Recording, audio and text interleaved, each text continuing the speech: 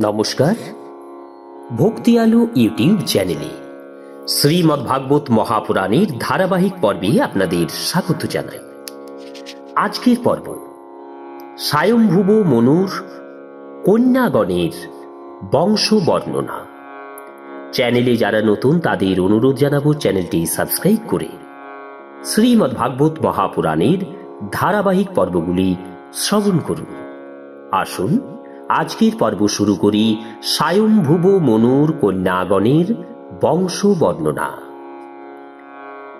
শ্রী মৈত্রেয় বললেন, বিদুর, স্বয়ম্ভুব মনুর মহিষী শতরূপার গর্ভে প্রিয়ব্রত এবং উত্তানপাদ এই দুই পুত্র ছাড়াও 3 কন্যার জন্ম হয়েছিল। তাদের নাম আকুতি, দেবহূতি এবং প্রসূতি নামে। মনু নিজ পত্নী শতরূপার সম্মতি অনুসারে কন্যা আকুতিকে ভাই থাকা সত্ত্বেও পুত্রিকা ধর্ম অনুযায়ী, পুত্রিকা ধর্ম কি? পুত্রিকা ধর্মা অনুযায়ী বিবাহে এই রকম শর্ত করা হয় যে ওই কন্যার প্রথম পুত্রকে কন্যার পিতা নিজ পুত্ররূপে গ্রহণ করবেন। ভাতৃহীনা কন্যার ক্ষেত্রেই এই প্রথা স্বাভাবিক ছিল। তো সেই পুত্রিকা ধর্ম অনুযায়ী প্রজাপতি রুচির সাথে বিবাহ দিয়েছিলেন। ঈশ্বরের চিন্তায় নিমগ্ন থাকার ফলে প্রজাপতি রুচি ব্রহ্মতেজ সম্পন্ন ছিলেন। আকুতির গর্ভে তার এক পুত্র ও এক কন্যা, এই যমজ সন্তান উৎপন্ন হয়েছিল। এই দুজনের মধ্যে যিনি পুরুষ তিনি সাক্ষাৎ যজ্ঞরূপধারী বিষ্ণু, আর যিনি স্ত্রী তিনি ছিলেন লক্ষ্মী দেবীর অংশস্বরূপা ভগবানের নিত্য সংযুক্তা শক্তি দক্ষিণা। স্বয়ম্ভুব মনু অত্যন্ত আনন্দিত হয়ে তার কন্যা আকুতির সেই মহা তেজস্বী পুত্রকে নিজের গৃহে নিয়ে এলেন, আর কন্যা দক্ষিণাকে প্রজাপতি রুচি নিজের কাছে রেখে দিলেন।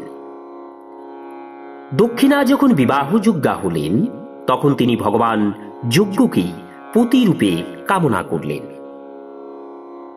মন্ত্রাধিপতি ভগবান যজ্ঞ তাকেই বিবাহ করলে দক্ষিণা পরম সন্তোষ লাভ করেন এবং ভগবানও প্রসন্ন হয়ে তার গর্ভে 12টি পুত্রের জন্ম দেন।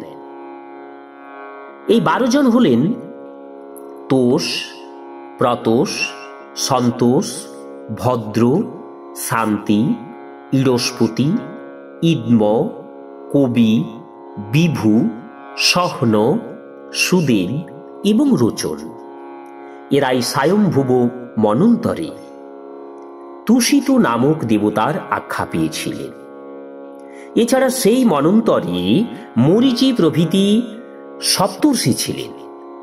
ভগবান যজ্ঞই তখন দেবতাদের অধিপতি ইন্দ্র হয়েছিলেন এবং মনুর পুত্ররূপে জ্ঞাত হয়েছিলেন এবং মনুর পুত্ররূপে জাত হয়েছিলেন মহা তেজস্বী প্রিয়ব্রত এবং উত্তানপাদ।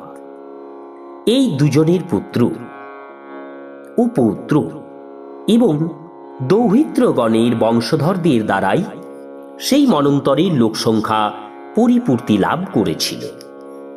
প্রিয় বিদুর, মনু নিজের দ্বিতীয়া কন্যা দেবহূতিকে কর্দমের হাতে সম্প্রদান করেছিলেন। এ সম্পর্কে প্রায় সব বৃত্তান্তই তুমি আমার কাছে শুনেছ। ভগবান মনু তার তৃতীয়া কন্যা প্রসূতিকে ব্রহ্মার পুত্র দক্ষ প্রজাপতির সাথে বিবাহ দিয়েছিলেন। তার বিশাল বংশ পরম্পরা ত্রিভুবনে পরিব্যাপ্ত হয়েছে। মহর্ষি কর্দমের যে 9 জন কন্যার ব্রহ্মর্ষিদের সঙ্গে বিবাহ হয়েছিল তাদের কথা আমি আগেই বলেছি। এখন আমি তাদের বংশ পরম্পরা বর্ণনা করছি, শোনো।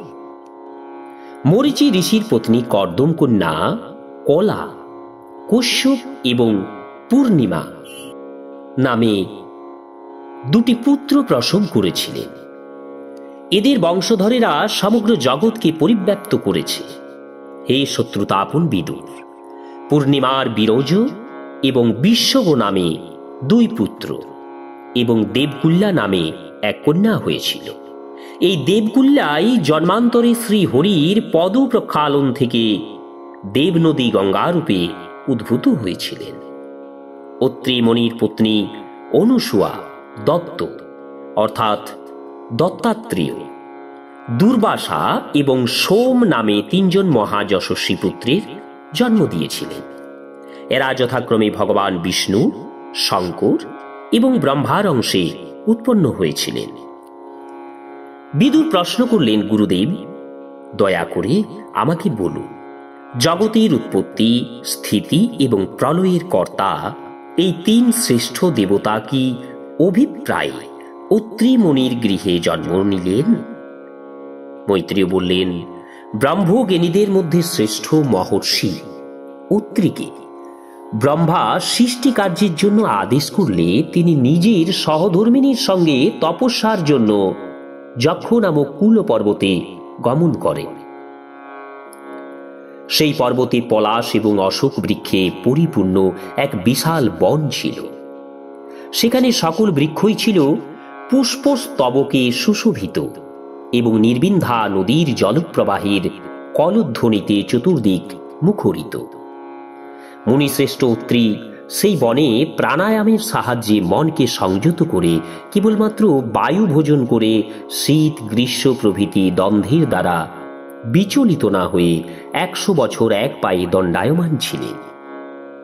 সেই সময়ে তিনি মনে মনে এই প্রার্থনা করেছিলেন যে যিনি সমগ্র জগতের ঈশ্বর, আমি তার শরণ নিলাম, তিনি আমাকে নিজের সমান সন্তান প্রদান করুন। তপস্যারত ত্রিমুনির প্রাণায়ামে যেন ইন্ধন স্বরূপ হয়ে তার তেজকে প্রজ্বলিত করেছিল। সেই তেজ তার মস্তক থেকে নির্গত হয়ে ত্রিভুবনকে সন্তপ্ত করে তুলেছিল। এই ব্যাপার দর্শন করে 3 প্রধান দেবতা ব্রহ্মা, বিষ্ণু এবং মহেশ্বর তার আশ্রমে এসে উপস্থিত হলেন। তখন অপ্সরা, মুনি, গন্ধর্ব, সিদ্ধ, বিদ্যাধর এবং নাগগণ তাদের যশ কীর্তন করতে লাগলেন। এই 3 দেবতার যুগপৎ আবির্ভাবে অত্রিমুনির অন্তঃকরণ আলোকিত হয়ে উঠল। তিনি এক পায়ে দণ্ডায়মান অবস্থাতেই এই দেব শ্রেষ্ঠদের দর্শন করলেন এবং ভূমিতে দণ্ডবোধ লুণ্ঠিত হয়ে প্রণাম করে অর্ঘ্য পুষ্পাদি পূজার সামগ্রী হাতে নিয়ে তাদের পূজা করলেন। সেই দেবত্রয় তাদের নিজ বাহন হংস, গরুর এবং বৃষে আরূঢ় এবং কমণ্ডলু, চক্র, ত্রিশূল প্রভৃতি নিজেদের চিহ্ন সমূহের দ্বারা সুশোভিত ছিলেন। তাদের নয়নের কৃপাপূর্ণ দৃষ্টি এবং মৃদু হাস্যযুক্ত মুখমণ্ডল থেকে তাদের প্রসন্নতা প্রকাশ পাচ্ছিল। তাদের উজ্জ্বল জ্যোতিতে অত্রিমুনির দৃষ্টি বিভ্রান্ত হয়ে গেল। তিনি চক্ষু দুটি মুদিত করে ফেললেন। তিনি তাদের প্রতি চিত্তকে নিবদ্ধ করে কৃতাঞ্জলি পুটে অতি মধুর এবং গভীর ভাবপূর্ণ বচনে সর্বলোক শ্রেষ্ঠ সেই 3 দেবতার স্তুতি করতে লাগলেন। অত্রি বললেন, প্রত্যেক কল্পের প্রারম্ভে জগতের উৎপত্তি, স্থিতি এবং লয়ের জন্য যারা মায়ার সত্তাদি 3 গুণের বিভাগ সাধন করে পৃথক পৃথক দেহ ধারণ করেন, আপনারাই সেই ব্রহ্মা, বিষ্ণু এবং মহেশ্বর। আমি আপনাদের প্রণাম করি। দয়া করে বলুন, যাকে আমি ডেকেছিলাম আপনাদের মধ্যে তিনি কোন জন? আমি প্রজা সৃষ্টির কামনায় সর্বদেব শ্রেষ্ঠ একমাত্র শ্রী ভগবানকেই চিন্তা করেছিলাম, কিন্তু আপনারা 3 জনেই এখানে আগমনের এই বিশেষ কৃপা প্রকাশ করলেন কেন? আপনারা তো দেহধারীগণের মনেরও অগোচর। এই জন্য আমার অত্যন্ত বিস্ময় জন্মাচ্ছে। আপনারা প্রসন্ন হন, দয়া করে রহস্য আমার কাছে প্রকাশ করুন। মৈত্রেয় বললেন, হে প্রভাব সম্পন্ন বিদুর, অত্রিমুনির এই কথা শুনে সেই 3 দেবশ্রেষ্ঠ হাসলেন এবং সুমধুর বাক্যে তাকে বললেন। দেবগণ বললেন, হে ব্রাহ্মণ, তুমি সত্য সংকল্প, সুতরাং তুমি যেমন সংকল্প করেছ তাই ঘটবে, তার অন্যথা হতেই পারে না। তুমি যে জগদীশ্বর তত্ত্বের ধ্যান করেছিলে, আমরা 3 জনেই স্বরূপত তাই। হে মহর্ষি, তোমার কল্যাণ হোক। আমাদের অংশে অতঃপর তোমার 3টি জগৎ বিখ্যাত পুত্র জন্মাবে, তারা তোমার যশ বিস্তার করবে। অত্রিমুনিকে এই প্রকার অভীষ্ট বর প্রদান করে এবং সেই মুনি ও তার পত্নী কর্তৃক উত্তম রূপে পূজিত হয়ে সেই 3 দেবশ্রেষ্ঠ তাদের চোখের সামনেই সেখান থেকে নিজ নিজ লোকে প্রস্থান করলেন। এরপরে ব্রহ্মার অংশে সোম, বিষ্ণুর অংশে যোগ ও শাস্ত্রজ্ঞ দত্তাত্রেয় এবং মহাদেবের অংশে দুর্বাসা ঋষি অত্রির পুত্র রূপে জন্মগ্রহণ করলেন। এখন অঙ্গিরা ঋষির সন্তান সন্ততিদের কথা শ্রবণ করো। অঙ্গিরার পত্নী শ্রদ্ধা, সিনিবালি, কুহু, রাকা এবং অনুমতি এই 4টি কন্যার জন্ম দিয়েছিলেন। এছাড়া তার 2টি পুত্রও হয়েছিল। একজন সাক্ষাৎ ভগবানের অবতার রূপী উতথ্য, অপরজন পরম ব্রহ্মনিষ্ঠ বৃহস্পতি। এরা দুজনেই সারুচিস মন্বন্তরে বিশেষ খ্যাতি লাভ করেছিলেন। পুলস্ত ঋষির পত্নী হবির্ভূর গর্ভে মহর্ষি অগস্ত্য এবং মহাতপস্বী বিশ্রবা এই 2 পুত্রের জন্ম হয়। এই অগস্ত্যই জন্মান্তরে জঠরাগ্নি প্রাণীদের উদরাভ্যন্তরে পরিপাক ক্রিয়া নিষ্পাদক অগ্নিরূপী ছিলেন। বিশ্রবা মুনির পত্নী ইড়বিড়া অর্থাৎ ইলবিলার গর্ভে যজ্ঞেশ্বর কুবেরের জন্ম হয়। তার অপর পত্নী কেশিনীর গর্ভে রাবণ, কুম্ভকর্ণ এবং বিভীষণ নামক 3 পুত্রের উৎপত্তি হয়। হে মহামতি বিদুর, মহর্ষি পুলস্ত্যের স্ত্রী পরম সাধ্বী, গতি, কর্মশ্রেষ্ঠ, বরিয়ান এবং সহিষ্ণু এই 3টি পুত্র প্রসব করেছিলেন। ঋষিবর ক্রতুর পত্নী ক্রিয়া ব্রহ্মতেজে মহাদীপ্তিশালী বালখিলা নামক 60,000 ঋষির জন্ম দিয়েছিলেন। হে পরন্তপ বিদুর, বশিষ্ঠ দেবের পত্নী ঊর্জা অর্থাৎ অরুন্ধতির গর্ভে চিত্রকেতু প্রমুখ 7 জন বিশুদ্ধ চরিত্র ব্রহ্মর্ষির জন্ম হয়। এই 7 জন হলেন চিত্রকেতু, সুরুচি, বিরজা, মিত্র, উলবন, বসুভৃদ্দন এবং দুম্যান। এরা ছাড়াও তার অপর পত্নীর গর্ভে শক্তি প্রমুখ আরও কয়েকজন পুত্রের জন্ম হয়। অথর্বা মুনির পত্নী চিত্তি দোধ্যাং অর্থাৎ দধিচি নামে এক তপস্যানিষ্ঠ পুত্র লাভ করেছিলেন। এই পুত্রের অপর নাম ছিল অশ্বশিরা। এখন ভৃগুর বংশের কথা শোনো। মহাভাগ ভৃগু নিজ পত্নী খ্যাতির গর্ভে ধাতা এবং বিধাতা নামে 2 পুত্র এবং শ্রী নামে এক ভগবত পরায়ণা কন্যা উৎপন্ন করেছিলেন। মেরু ঋষি তার আয়তি এবং নিয়তি নামে 2 কন্যাকে যথাক্রমে ধাতা এবং বিধাতার সঙ্গে বিবাহ দিয়েছিলেন এবং তার ফলে এই 2 জনের যথাক্রমে মৃকণ্ড এবং প্রাণ নামে 2 পুত্র জন্মেছিল। এদের মধ্যে মৃকণ্ডের মার্কণ্ডেয় এবং প্রাণের বেদশিরা নামে পুত্র জন্মায়। মহর্ষি ভৃগুর কবি নামে আরও একজন পুত্র ছিলেন। তার পুত্র ভগবান উশনা অর্থাৎ শুক্রাচার্য। বিদুর, এইসব মুনি শ্রেষ্ঠগণ প্রজা সৃষ্টির মাধ্যমে লোক বিস্তার ঘটিয়েছিলেন। আমি তোমার কাছে মহর্ষি কর্দমের দৌহিত্র বংশের বর্ণনা করলাম। যে ব্যক্তি শ্রদ্ধার সঙ্গে এই প্রজা বিস্তার আখ্যান শ্রবণ করে তার সমস্ত পাপ তৎক্ষণাৎ নষ্ট হয়ে যায়। ব্রহ্মার পুত্র দক্ষ প্রজাপতি মনুর কন্যা প্রসূতিকে বিবাহ করেন। তিনি তার গর্ভে সুলোচনা প্রমুখ 16টি কন্যার জন্ম দিয়েছিলেন। দক্ষ প্রজাপতি এই কন্যাদের মধ্যে 13 জনকে ধর্মের হাতে, একজনকে অগ্নির হাতে এবং একজনকে সম্মিলিত পিতৃগণের হাতে এবং একজনকে বিশ্ব সংহারকারী তথা সংসার বন্ধন ছেদনকারী ভগবান শঙ্করের হাতে সম্প্রদান করেন। শ্রদ্ধা, মৈত্রী, দয়া, শান্তি, তুষ্টি, পুষ্টি, ক্রিয়া, উন্নতি, বুদ্ধি, মেধা, তিতিক্ষা, হ্রি এবং মূর্তি এরা হলেন ধর্মের পত্নী। এদের মধ্যে শ্রদ্ধা শুভকে, মৈত্রী প্রসাদকে, দয়া অভয়কে, শান্তি সুখকে, তুষ্টি মোদ অর্থাৎ হর্ষকে এবং পুষ্টি স্মায় অর্থাৎ অহংকারকে প্রসব করেছিলেন। ক্রিয়াযোগকে, উন্নতি দর্পকে, বুদ্ধি অর্থকে, মেধা স্মৃতিকে, তিতিক্ষা ক্ষেম অর্থাৎ মঙ্গলকে, হ্রি লজ্জা প্রশ্রয় বিনয়কে সন্তান রূপে জন্ম দিয়েছিলেন। সর্বগুণের আকরস্বরূপা মূর্তি দেবী নর এবং নারায়ণ নামক ঋষিদ্বয়কে প্রসব করেছিলেন। এদের জন্ম সময়ে সমগ্র বিশ্ব চরাচর আনন্দিত হয়ে প্রসন্নতা প্রকাশ করেছিল। সকল প্রাণীর মন, দিকসমূহ, বায়ু, নদী, পর্বত সবকিছুর মধ্যেই এক প্রসন্ন ভাব পরিব্যাপ্ত হয়েছিল। আকাশে মঙ্গলবাদ্য বাজছিল, দেবতারা পুষ্পবৃষ্টি করছিলেন, মুনিগণ আনন্দিত চিত্তে স্তব করছিলেন, গন্ধর্ব এবং কিন্নরগণ গান করছিল, অপ্সরাগণ নৃত্য করছিল। এইভাবে সেই সময় এক পরম মঙ্গলময় পরিবেশ সৃষ্টি হয়েছিল এবং ব্রহ্মাদি সকল দেবতা স্তুতিবাক্য উচ্চারণ করে তাদের অর্চনা করছিলেন।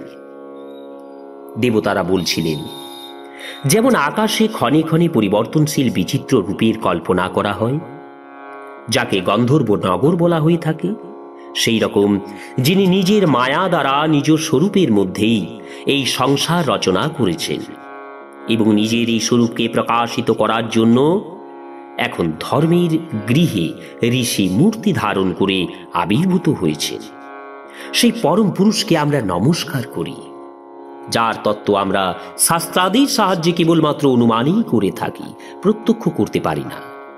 সেই ভগবানই তার সৃষ্ট এই সংসারের যথাযথ নিয়মসমূহের অতিলঙ্ঘন যেন না ঘটে, এই উদ্দেশ্যে সত্যগুণের দ্বারা আমাদের দেবতা রূপে সৃষ্টি করেছে। সকল তার অসীম করুণাপূর্ণ নয়নে তিনি আমাদের নিরীক্ষণ করুন।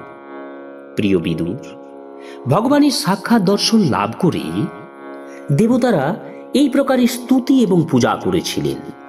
এরপর ভগবান নর এবং নারায়ণ গন্ধমাদন পর্বতে গমন করেন। ভগবান শ্রী হরির বংশভূত এই নর এবং নারায়ণী এখন পৃথিবীর ভার হরণের জন্য যদুকুল তিলক শ্রীকৃষ্ণ এবং তার সদৃশ্য শ্যামবর্ণ কৃষ্ণ নামধারী কুরুকুল শ্রেষ্ঠ অর্জুন রূপে অবতীর্ণ হয়েছে।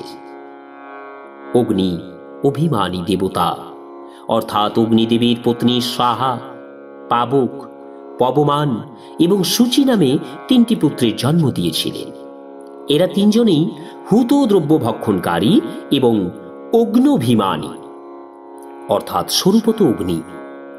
এই তিনজনের থেকে আরো ৪৫ প্রকারের অগ্নি উৎপন্ন হয়েছিলেন।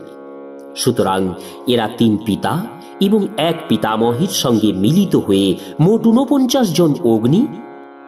বেদজ্ঞ ব্রাহ্মণগণ বৈদিক যজ্ঞকর্মে যে ৪৯ অগ্নির নাম উল্লেখ করে আগ্নেয়ী ইষ্টি সমূহ অগ্নি দেবতা যে সকল ইষ্টি জাগে সেই সব নিষ্পন্ন করে থাকেন, এরা সেই অগ্নিগণ।